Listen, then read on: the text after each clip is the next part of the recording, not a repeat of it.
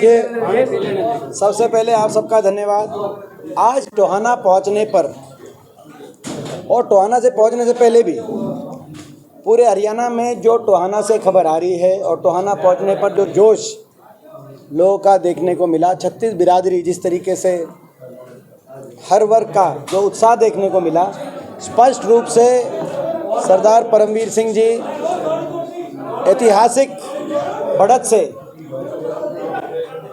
जीतने जा रहे हैं। टोहाना विधानसभा क्षेत्र से ये सीट कांग्रेस की झोली में जा चुकी है। अब ये केवल ये एक प्रश्न चिन्ह बचता है कि कितना बड़ा मार्जिन होगा। जीत और नतीजे में कोई संशय नहीं है, कांग्रेस जीत चुकी है, सरदार परमवीर सिंह जी जीत चुके हैं। लेकिन जितना बड़ा मार्जिन होगा उतनी मैं समझता हूँ कि परमवीर जी को मैं समझता हूँ ऊंचाइयों पे लेके जाने का काम करेगा। मैं लोगों से अपील करता हूँ रिकॉर्ड तोड़ मार्जिन से जिताएं, ताकि आने वाले समय में कांग्रेस की सरकार में रिकॉर्ड तोड़ लोगों के हम लोग मिलके टोहाना विधानसभा क्षेत्र के काम करें। इसीलिए लोग अब रिकॉर्ड तोड़ मार्जिन से जिताने की बात करें। और उसके साथ साथ पूरे हरियाणा प्रदेश में हमारे बीच में आज हमारे जिला अध्यक्ष रहे कांग्रेस के हमारे वरिष्ठ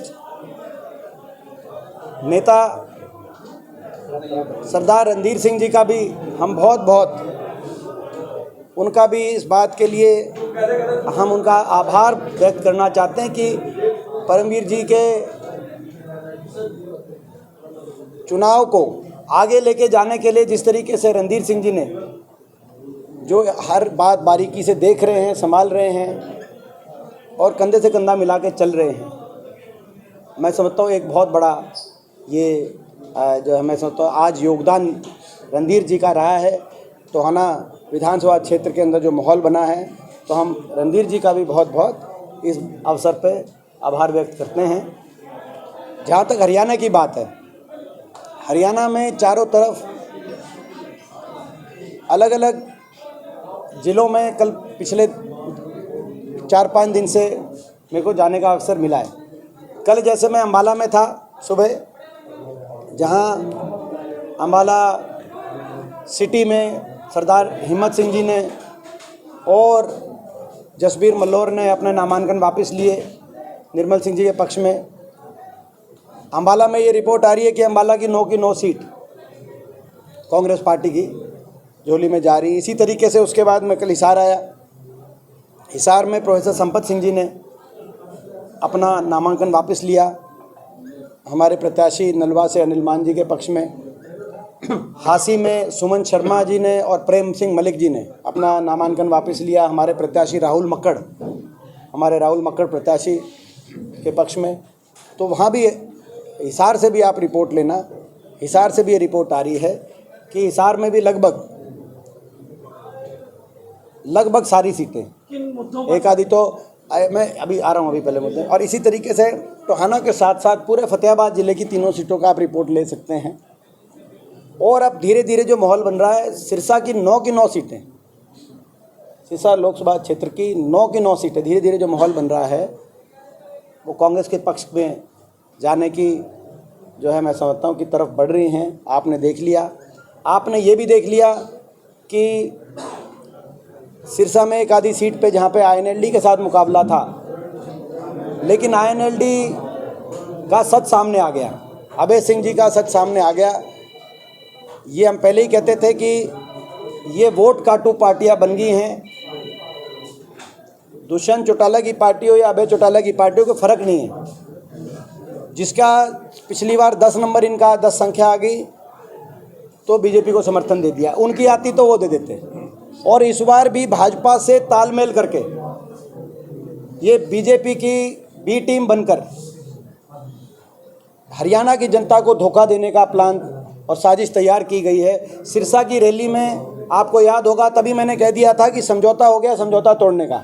सिरसा की रैली में कहा था मैंने दिसंबर में, और वही चीज़ साबित हुई जेजेपी को लेकर।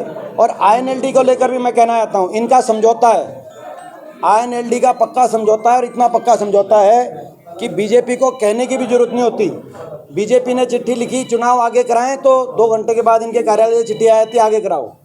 बीजेपी कहती है चुनाव पीछे कराओ तो 2 घंटे बाद INLD के कार्यालय से चिट्ठी आई थी पीछे कराओ। और मिलजुल कर सिरसा में INLD, गोपाल कांडा और बीजेपी ने मिलजुल के एक रणनीति तैयार करके कि भाई कैसे वोट काटी जाए और किसान, मजदूर, व्यापारी, कर्मचारी को धोखा देने वाली बीजेपी सरकार को दोबारा से सत्ता में कैसे पहुंचाया जाए, ये मिलजुल के एक रणनीति तैयार की गई है। ये लोगों को इसका पता चल गया और इसीलिए मैं दावे के साथ कह सकता हूं कि सिरसा में आप देखना,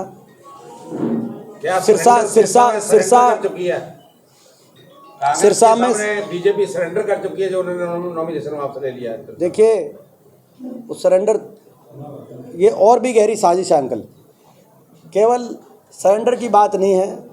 सरेंडर तो उनको पता है, बीजेपी तो तभी सरेंडर हो गई थी जब इन्होंने अपने मुख्यमंत्री का चेहरा बदला। 10 साल जो सेनापति रहे थे, जब युद्ध का समय आया तो उनका कहा कि भाई इनके चेहरे पे लड़ेंगे, तो यानी कि 10 साल भट्टा बैठ गया हरियाणा का, और भट्टा तो बैठ गया 10 साल, कम नहीं होता। अपना मुख्यमंत्री का चेहरा बदला, अपने उप मुख्यमंत्री का चेहरा बदला, अपनी कैबिनेट बदली, अपने प्रदेश अध्यक्ष को बदला, चुनाव की तारीख बदली और चुनाव की तारीख दूसरी बार भी बदल ली। लेकिन बीजेपी के कष्ट कम नहीं हुए ये सब बदली से, क्योंकि जनता ने तय कर लिया कि जनता सरकार बदलेगी। कांग्रेस पार्टी की सरकार हरियाणा प्रदेश में बड़े बहुमत के साथ बनेगी। 10 साल हरियाणा का कितना नुकसान कर दिया इन्होंने।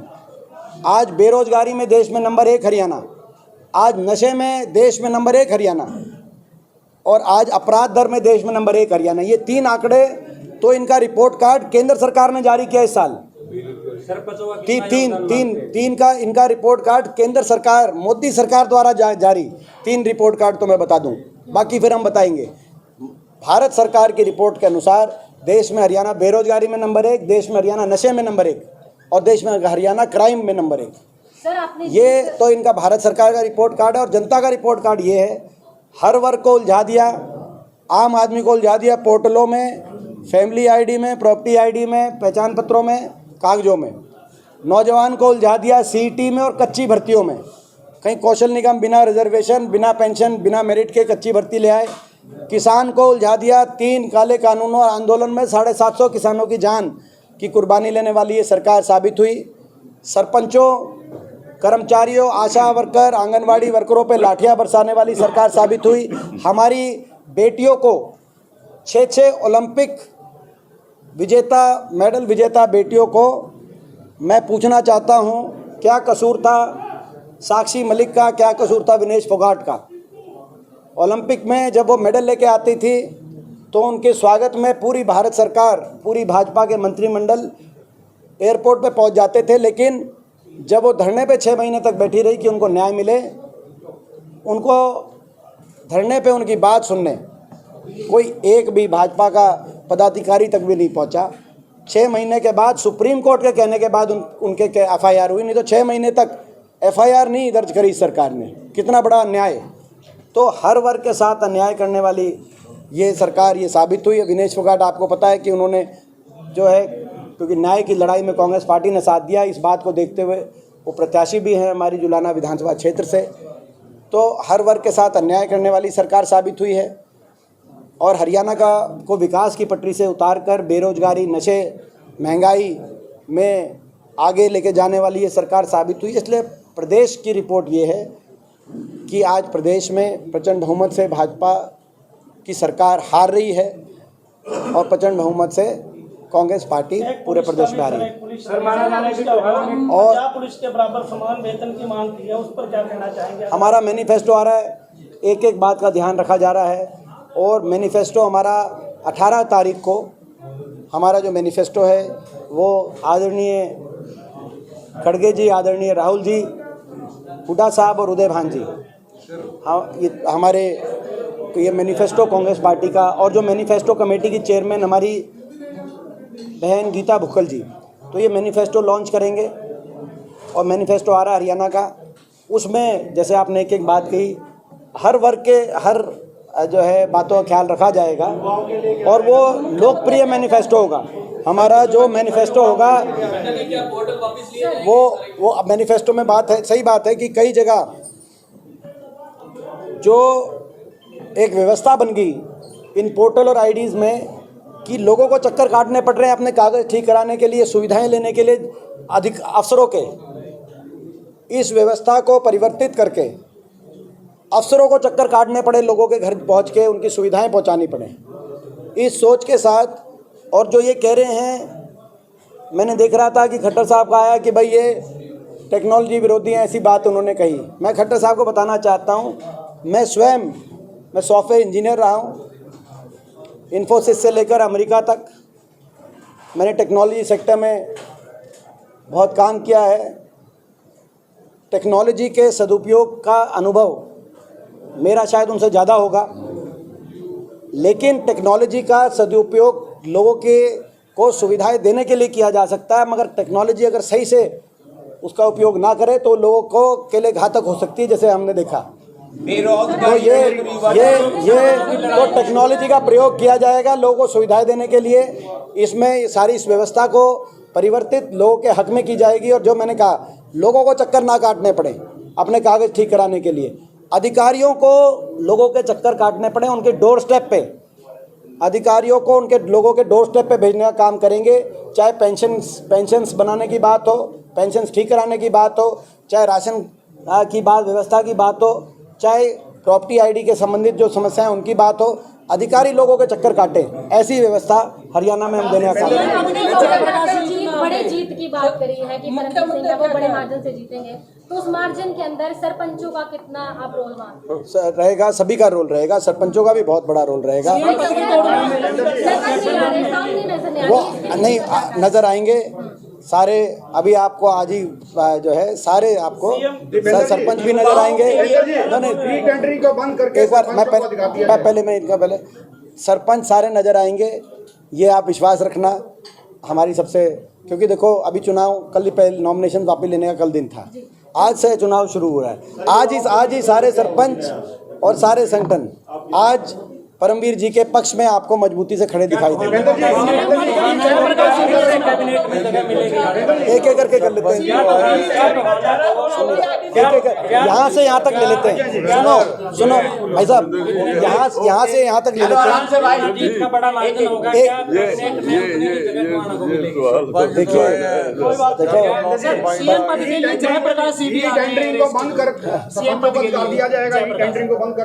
देखिए वाले मार्जिन बड़ा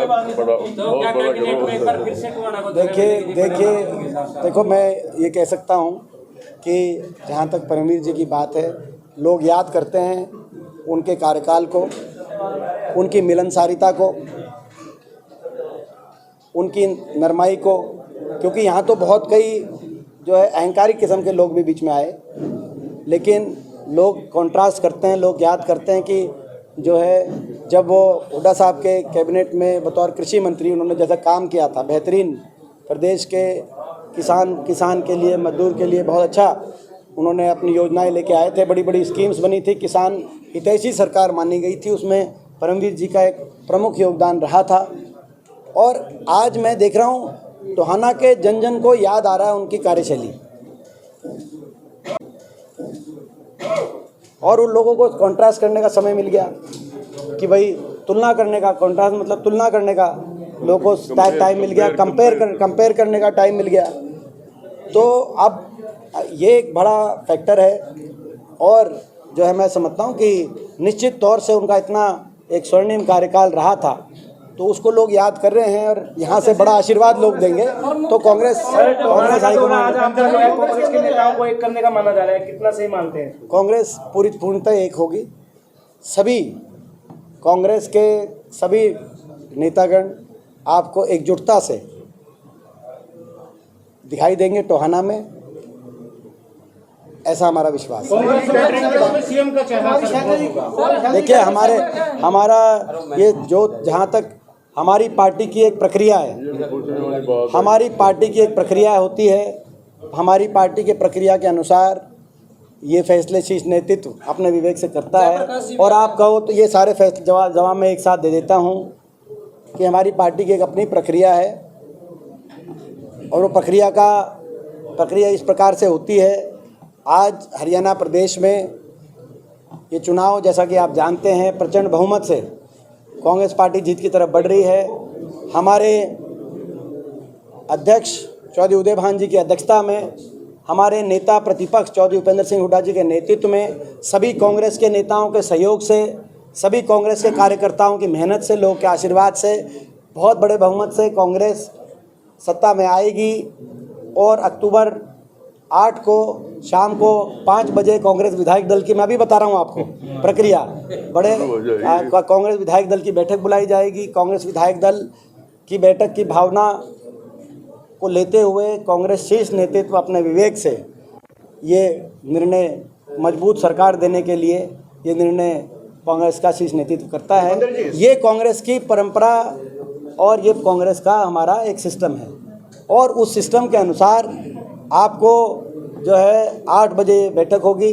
9 अक्टूबर को आपको हम कांग्रेस पार्टी की तरफ से निमंत्रण देंगे, जो है आपको हम निमंत्रण देंगे नई सरकार के गठन में।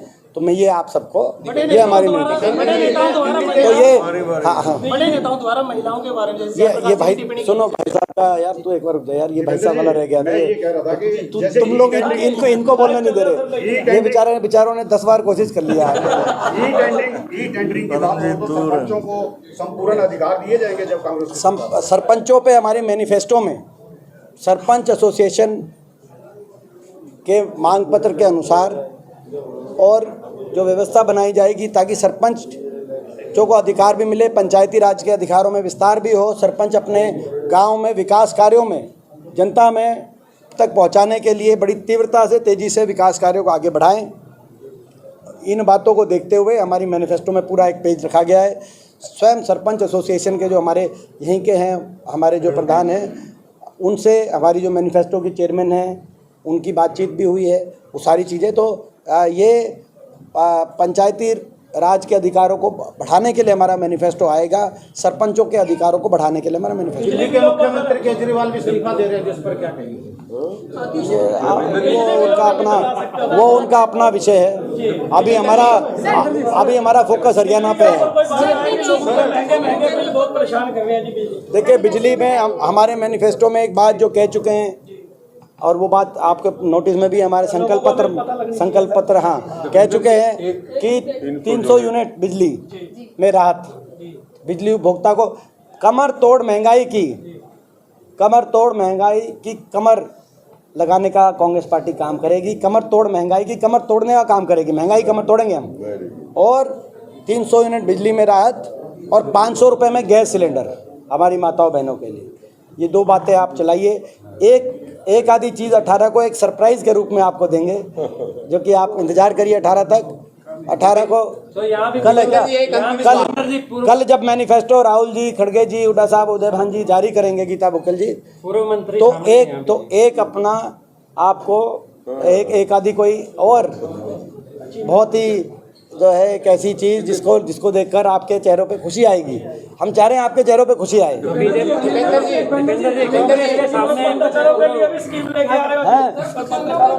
पत्रकारों के कल्याण के लिए क्या आपके पास भाई, पत्रकारों के कल्याण के लिए, पत्रकारों का कल्याण सर्वोपरि है। और निर्भीकता से और निडरता से निष्पक्ष पत्रकारिता बनी रहे। ये जो बीजेपी ने जिस तरह से पत्रकारिता पे राजनीतिक पार्टी ने दबाव बनाने का कार्य किया, ये एक बड़ा, मैं समझता हूँ पत्रकारिता के अध्याय में एक काला अध्याय। मैं आप लोगों की लेवल पे नहीं, मैं नेशनल लेवल पे कह रहा हूँ, वो अच्छा नहीं है। लेकिन पत्रकारों के लिए आप देखना, एक विशेष हमारे मैनिफेस्टो में जो है एक पैकेज लेके हम आ रहे हैं। और मैं सारी चीज़ आज बता दूंगा तो फिर कल आपको कैसे बताऊंगा। आज एक बार ये ट्रिब्यून भाई, एक बार ट्रिब्यून ये देखो, एक बार यहाँ एक बार भाई, एक बार राज्यसभा के सांसद बने बिट्टू साहब, उन्होंने कहा कि राहुल साहब सबसे बड़े आतंकवादी हैं, और उसके बाद आपका क्या कहना है? नहीं, मैं बिट्टू जी के बारे में मैं क्या कहूँ। सारी उम्र राहुल जी के और कांग्रेस के पास साथ उन्होंने निभा दी। और अब जब चुनाव हारने के बाद उनको तो जनता ने हराया, जनता ने हराया। उसके बाद बीजेपी ने जब मंत्री बना दिया तब उनको याद आया, जो सारी उम्र वो कांग्रेस में रहे और जीतते रहे, कांग्रेस में रहे जीतते रहे।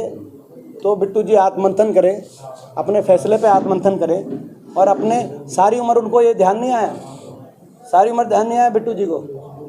और जो ऐसी जो बात कर रहे हैं वो आपको मैं समझता हूँ कि ये उनको शोभा नहीं देता, दुर्भाग्य है। मैं इस पे और तो अब क्या कहें। सर बीजेपी को लेकर क्या कहेंगे? पूर्व एमपी वो कहते हैं मैं प्रचार में आऊँगा। देखिए बृजभूषण प्रचार में आए, उनका हम स्वागत करते हैं हरियाणा में, क्योंकि किसी को भी अधिकार है प्रचार में आने का, प्रचार में आने का किसी को अधिकार है। लेकिन जो है मैं समझता हूँ कि एक ऐसे व्यक्ति जिन पे 6 महिलाओं पर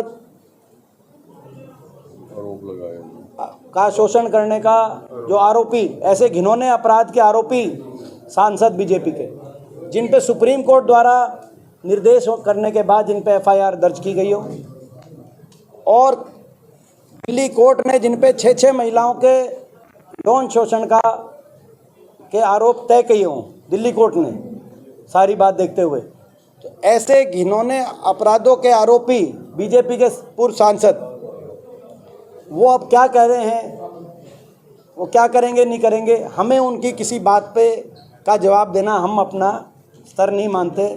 हमारे को शोभा नहीं देता कि ऐसे किसी व्यक्ति की किसी बात पे कोई कमेंट करे। अंकल महिलाओं को लेकर सर जेपी ने को लेकर वो तो मैं समझता हूँ कि वो कहीं ना कहीं हमारी वोट बढ़ा के जाएंगे। भाई केवल पत्रकार पूछे, केवल पत्रकार पूछे। अच्छा जिसने एक बार बहन जी जिसने पूछा नहीं ना, सुनो आप एक चीज कह दो, जिसने पूछा नहीं केवल वो पूछे।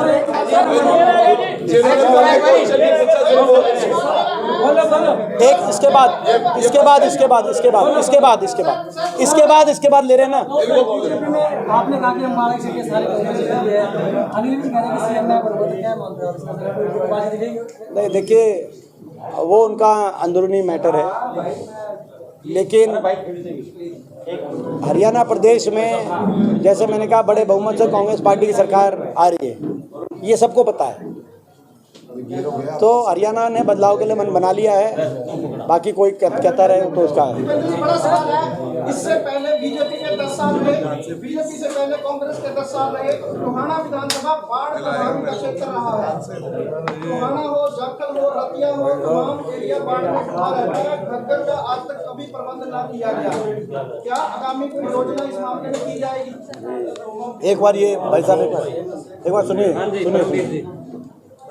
कांग्रेस सरकार में उनमें इमरान साहब मुख्यमंत्री थे, उनसे मैंने 16 करोड़ फ्लड कंट्रोल की मीटिंग में बात करवाए रंगोई नाले की कैपेसिटी बढ़ाने के, और उस कैपेसिटी बढ़ने से अब जब पिछले साल में पानी आया वो 6 गांव अपने बचे हैं कि नहीं बचे उस काम से। जो रंगोई की कैपेसिटी बढ़वाई थी, साइटें मजबूत हुई थी, पुल ऊंचे हुए थे, उससे बचे हैं। और 2010 में जब यहाँ फ्लड आया तो हमारी कांग्रेस सरकार में तुरंत मुआवजा मिला, लोगों की बिजाई से पहले मिला कि नहीं मिला? इस सरकार में अब तक बेचारे वो धरने कर रहे हैं, अब तक नहीं मिला। पिछले साल तो इसी तर्ज पे एक बार बोल रहे इसी तर्ज पे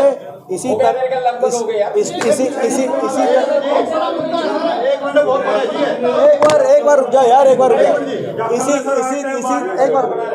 इसी तर्ज पे जो जैसे कहा कि परमवीर जी ने जैसे कहा कि भाई जब कांग्रेस की सरकार थी उस समय 16 करोड़ रुपए फ्लड कंट्रोल बोर्ड से और कराकर जो कुछ गांव का बचा हुआ, और इसी तर्ज पर हम इस मुद्दे को प्रायोरिटी से, क्योंकि हमने जो मैनिफेस्टो बना रहे हैं अभी एक हमारा गारंटी कार्ड भी आएगा जो सभी हमारे प्रत्याशियों के पास आएगा, जिसमें 2 पेज रहेंगे। एक पेज गारंटी कार्ड का, प्रदेश में जो गारंटी है हमारी जो और दूसरा पेज विधानसभा में जो गारंटी देना चाहे हमारे प्रत्याशी, एक विधानसभा लेवल का भी मैनिफेस्टो तैयार करें, तो इसको आगे और प्रबंध को कैसे एक पूरी तरीके से बाढ़ से बचत की जाए पूरे टोहाना क्षेत्र में, उसको भी हम अपने उसमें शामिल करेंगे ताकि आने वाले समय